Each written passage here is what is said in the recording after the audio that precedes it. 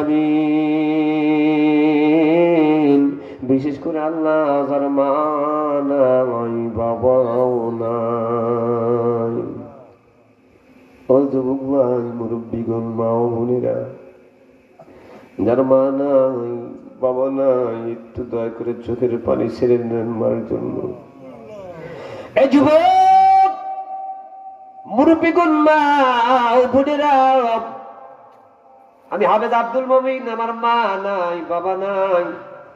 আজ থেকে 35 বছর আগে আমার আব্বা মামি হারাইছি। বাইরে প্রতিটি সময় মনে হয় মার কথা, আব্বার কথা।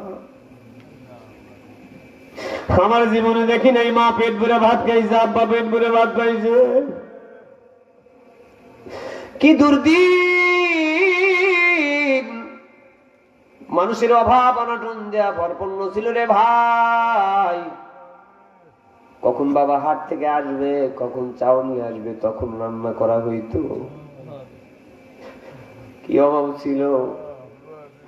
আমার মা কিছু আটাতে পিঠে বানাইতো, কিছু চাউল দিয়ে ভাত রান্না করতো। আমি তাকে দেখেছি মা কষ্ট করে রান্না করে সবার পাত্রের মধ্যে পিঠাও দেয়, ভাতও দেয়।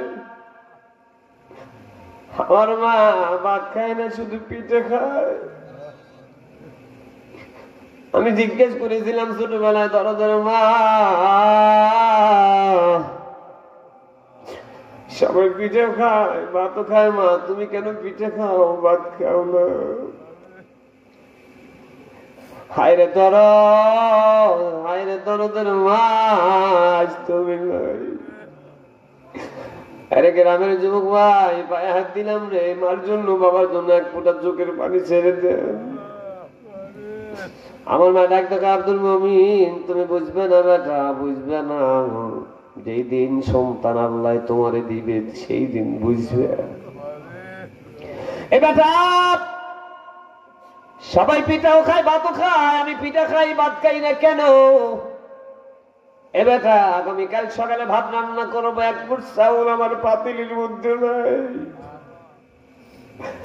যতটুকু এনেছিল তোমার বাবা সব দিয়ে রান্না করেছি বাজান। আমি তো দেখি তুই পিঠা খাস না, খালি ভাত খাস রে বেটা। সকালবেলা তুই মমিন যখন ঘুম থেকে উঠে ভাত চাইবে রে বেটা, আমি কোত্থেকে ভাত দিব? আমার কলিজা ফেটে যাবে বাজান। বেটা আমার ভাত গুলা রেখে দিলাম, সকালবেলা ঘুম থেকে ওইটা তুই ভাত চাইলে আমার ভাত গুলা তোরে দিয়ে আমি খাওয়াইব রে বেটা।